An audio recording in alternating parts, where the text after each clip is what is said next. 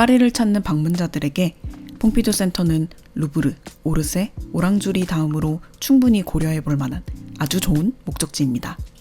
피카소, 샤갈, 달리처럼 20세기 파리에서 활동한 거장들부터 오늘날 세계에서 가장 주목받는 현대미술 작가들까지 근현대 미술을 가장 밀도 있게 만날 수 있는 장소이기 때문입니다.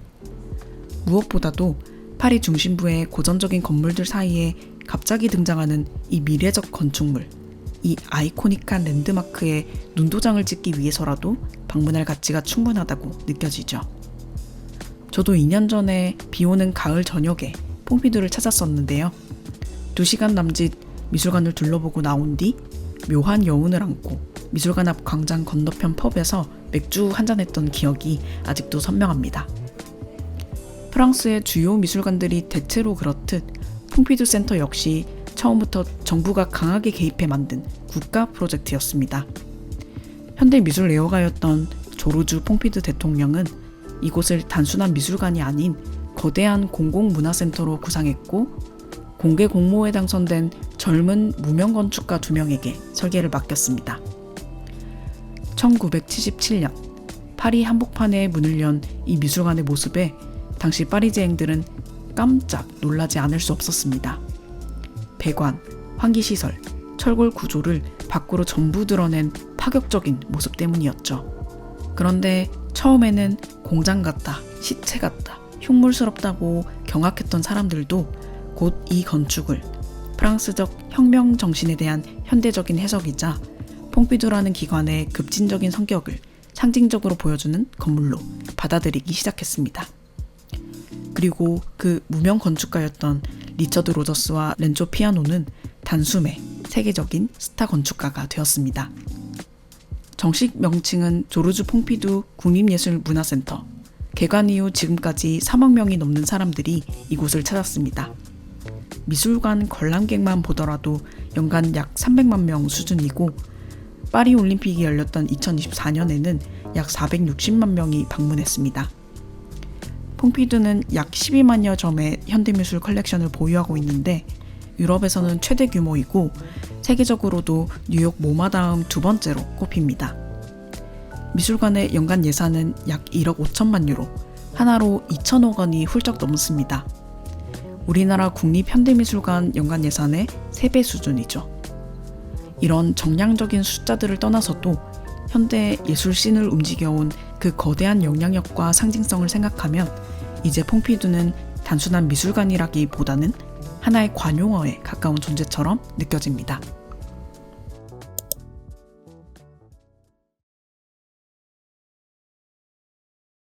그런데 지금은 파리에 가도 퐁피두를 방문할 수가 없습니다. 문을 닫았거든요. 파리 퐁피두는 2025년 9월부터 긴 휴관에 들어갔고 다시 문을 여는 시점은 2030년으로 예정되어 있습니다. 휴관의 이유는 대대적인 건물 레노베이션입니다. 퐁피두의 관장 로랑 르봉은 건물의 노후화 상태가 생각보다 심각하다면서 매일 금속 조각들이 떨어지고 있다라고 밝히기도 했습니다. 가장 큰 문제는 역시 성면입니다. 성면은 공기 중에 미세입자가 퍼질 경우 성면 폐증이나 폐암 등을 유발할 수 있는 위험 물질인데요. 지금은 사용이 엄격히 금지되지만 퐁피두가 세워졌던 1970년대에는 건축 자재로 흔하게 사용되던 물질이었습니다. 그래서 이번 공사의 첫 번째 핵심 과제는 성면 제거이고 동시에 화재 안전 시스템과 보안 설비 강화, 에너지 효율 개선 작업도 함께 진행될 예정이라고 합니다. 개보수 작업 이후에는 건축 내부 구조와 운영 방식 자체도 꽤 크게 달라질 예정입니다. 원래 퐁피두는 0층 로비 공간이 지나치게 넓고 일부 공간들도 다소 비효율적으로 운영된다는 인상이 있었는데요. 니콜라 모로와 히로코 쿠스노키가 이끄는 건축팀은 이를 전방적으로 재정비할 계획입니다. 로비 공간을 간소화하고 지하 주차장을 없애고 전시장 레이아웃도 새롭게 조정한다고 합니다. 그렇게 확보된 공간에는 추가 전시장, 공공도서관, 영화관과 강당 등이 들어설 예정이라고 합니다. 7층 옥상 공간도 방문자들에게 개방될 예정이라는데 이게 저는 기대가 되네요. 5년이라는 긴 시간 동안 파리 중심의 이 상징적인 공간이 문을 닫는다는 사실은 많은 사람들에게 꽤 아쉬운 뉴스였습니다. 퐁피두는 마지막 운영일에 작별 행사를 열어서 파리지앵들과 방문객들에게 인사를 건넸는데요. 이 행사에는 중국 작가 차이 구어치앙이 참여했습니다. 먼저 건물 파사드 벽면 위에 설치된 구조물에 불꽃이 타올랐고, 이어 건물 내부에서 광장 방향으로 폭죽이 터져 나왔습니다. 마치 미술관이 스스로를 폭파시키는 듯한 느낌의 꽤 전위적인 퍼포먼스였습니다. 퐁피두의 50년 역사와 그동안 축적된 예술적 에너지 전체에 보내는 기념비적인 작별 인사였습니다.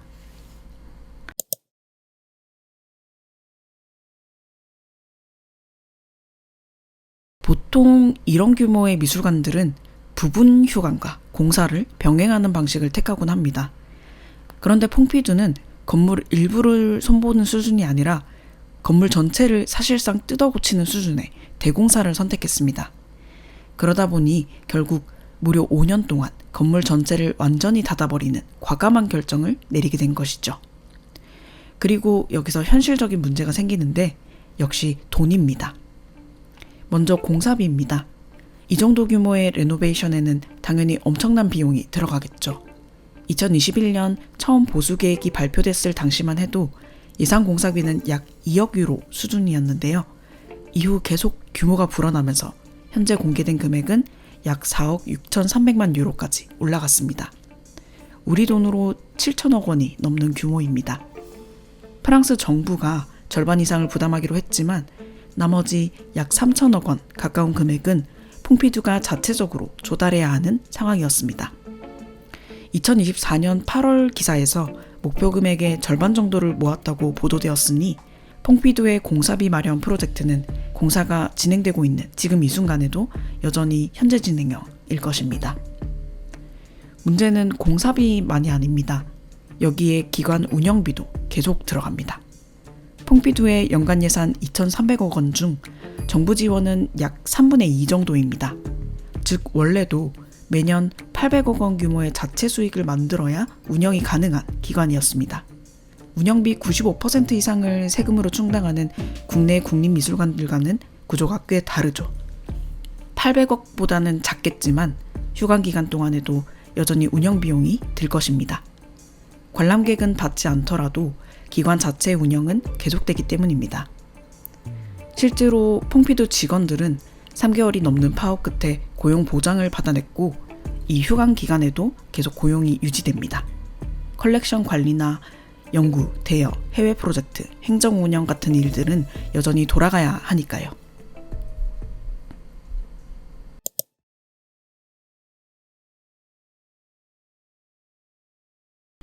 그렇다면 문을 닫은 미술관이 이 막대한 돈을 어떻게 마련할 수 있을까요?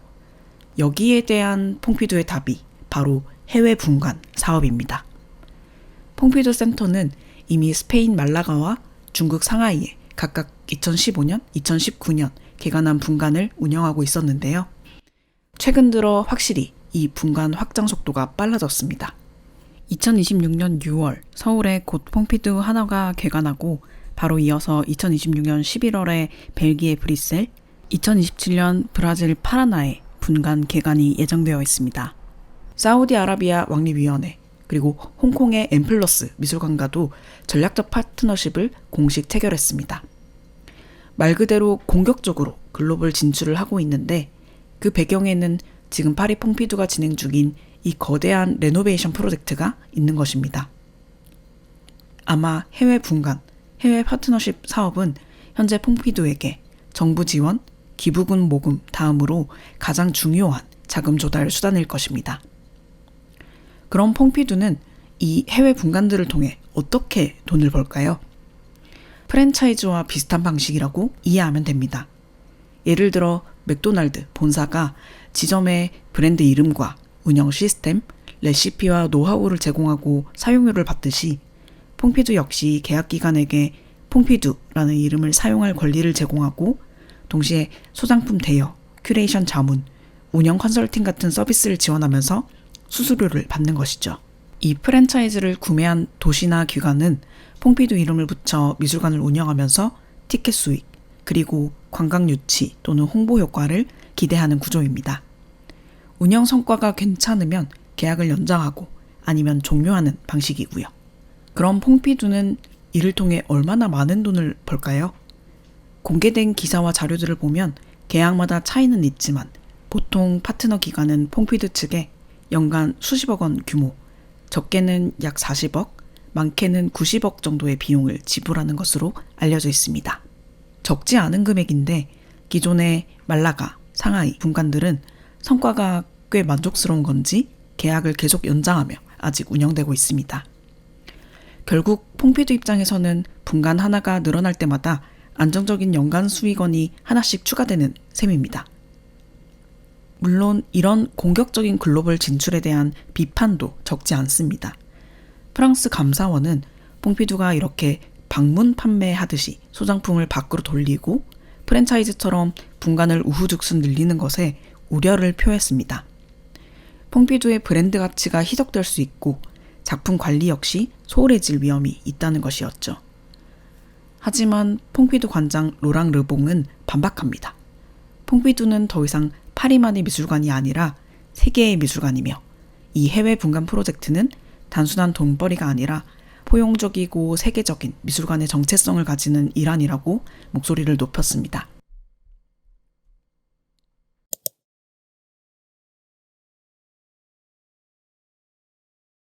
그리고 이렇게 돈이 필요한 퐁피두의 적극적인 해외 분관 유치 영업에 발빠르게 움직여 손을 잡은 국내기관이 있었으니 바로 한화그룹의 한화문화재단입니다. 한화문화재단은 2018년부터 이 협업을 추진해 왔는데 코로나 등의 변수로 계획이 지연되다가 결국 2023년 4년 계약으로 MOU를 체결하는 데 성공합니다. 흥미로운 건 기존 퐁피두 분관들의 운영 주체와 비교했을 때 이 사례가 꽤 이례적이라는 점입니다. 퐁피두 말라가는 말라가 시정부, 상하이는 국영 도시개발 기업인 웨스트번드 개발그룹, 브뤼셀은 공공문화재단인 카날재단처럼 대부분 공공기관이나 공공개발 주체가 중심이었는데요. 퐁피두 하나의 경우에는 민간 대기업, 계열재단이 전면에 나선 유일한 사례인 셈입니다. 미술관 부지는 오랫동안 서울 시민들의 추억 속 공간이었던 63빌딩 아쿠아리움 자리로 결정되었습니다. 설계는 장 미셸 빌모트가 맡았는데요. 루브르 박물관 레노베이션과 인천국제공항 프로젝트 등에 참여했던 프랑스의 대표적인 건축가입니다. 지상 4층 규모, 메인 전시실 2개를 합하면 총 1000평의 스케일. 2024년 10월에 착공된 공사는 애초 계획보다 조금 늦어져 2026년 2월에 마무리되었습니다. 공사비로만 300억 원 이상이 들어갔고 그 기간 동안 퐁피두의 로열티도 170억을 지불해야 했습니다. 꽤 큰 출혈인데 하나 계열사들이 재단의 대규모 기부를 이어가며 전폭적으로 지원했고 큰 문제 없이 프로젝트가 진행될 수 있었습니다. 그 결과 이제 정말 코앞으로 다가온 6월 4일 개관을 앞두고 있습니다. 지난 4월 초에는 엠마뉴엘 마크롱이 방한했을 당시 개관을 앞둔 퐁피두 하나 공간을 직접 방문하기도 했는데요. 로랑 르봉 퐁피두 센터장, 프랑스 문화부 장관, 주한 프랑스 대사, 그리고 김수자, 이배 같은 국내 대표 현대미술 작가들이 함께한 행사 사진들이 기사로 대대적으로 보도되면서 개관 전부터 상당한 홍보 효과와 기대감을 만들어냈습니다.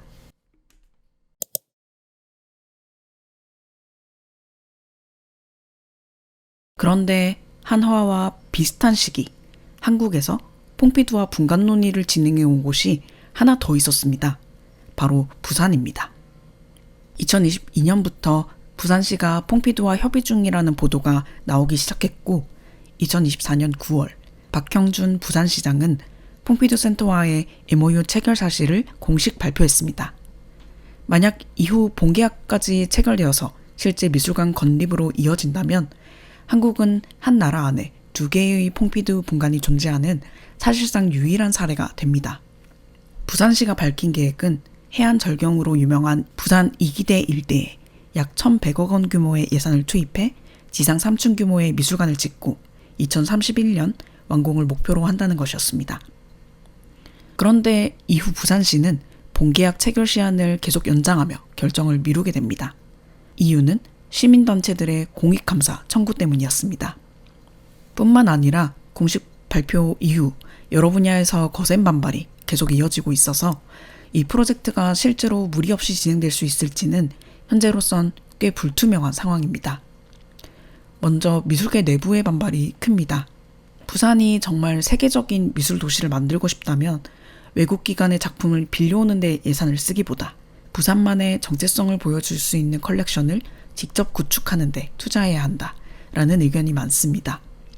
또 이미 부산에는 시립미술관과 현대미술관이라는 두 개의 주요 공공 현대미술관이 존재하는데 또 하나의 대형 현대미술관이 꼭 필요한가에 대해서도 의문이 제기되고 있습니다. 환경단체들의 반발도 강합니다. 미술관 내정 부지인 이기대는 국가지질공원이자 도시자연공원으로 지정된 지역입니다. 시민단체들은 이곳에 대규모 건축물을 세우게 되면 자연 경관 훼손은 물론이고 식생과 야생동물 서식지 파괴 같은 문제도 되돌릴 수 없는 수준으로 발생할 수 있다고 우려하고 있습니다. 알려진 바에 따르면 퐁피두에 지급해야 하는 연간 로열티 규모는 부산이 약 65억 원, 하나 프로젝트는 약 75억 원에서 90억 원 수준입니다. 조건 자체는 크게 다르지 않은데도 상대적으로 하나 프로젝트는 기대 섞인 반응이 많고 부산 프로젝트는 논란이 큰 이유가 있습니다. 첫 번째는 이미 서울에 퐁피두가 들어오는 상황에서 굳이 한국의 두 번째 퐁피두가 또 필요한가 하는 문제입니다. 좁은 나라 안에 동일 브랜드 미술관이 두 개나 필요한지에 대한 의문이죠. 두 번째는 하나의 경우 민간 기업이 메세나 차원에서 비용을 부담하는 구조에 가깝지만 부산은 공공예산, 즉 시민들의 세금이 투입되는 사업이라는 점입니다. 결국 이 정도 규모의 문화사업 리스크를 시민 세금으로 감당하는 것이 맞느냐는 질문이 자연스럽게 따라붙게 되는 것입니다. 미국 뉴저지 저지시티의 퐁피두 분관도 비슷한 이유로 프로젝트가 무산된 바 있죠.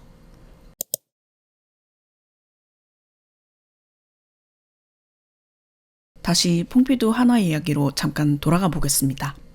6월 4일 개관과 동시에 시작되는 첫 전시의 티켓 예매가 5월 초에 열렸는데요.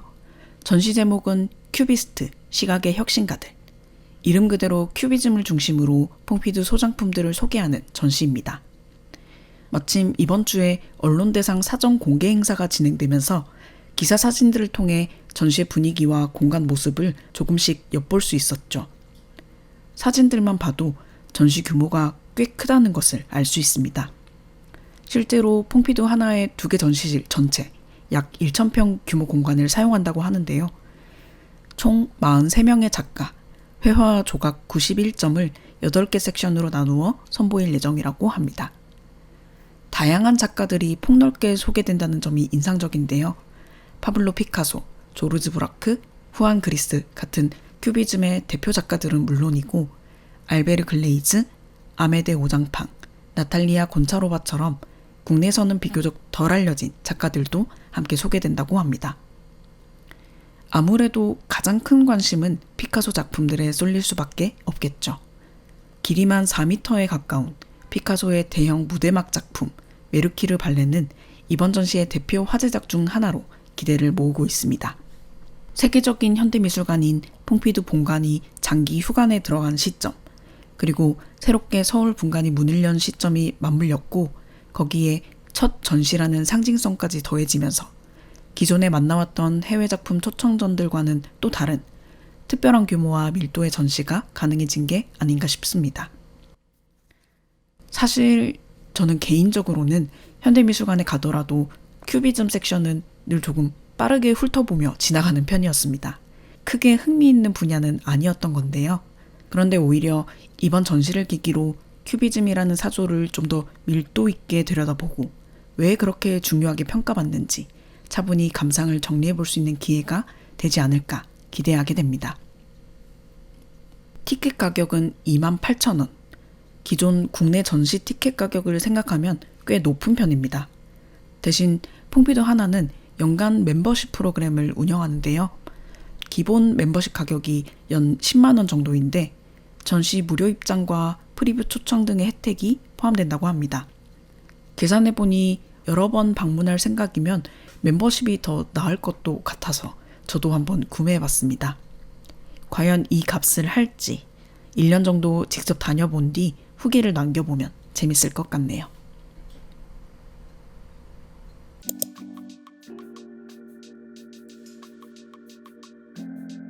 그래서 영상의 마무리를 하자면 결국 퐁피두의 해외 분간 확대는 단순히 프랑스 문화의 세계 진출 같은 낭만적인 이야기만은 아닙니다.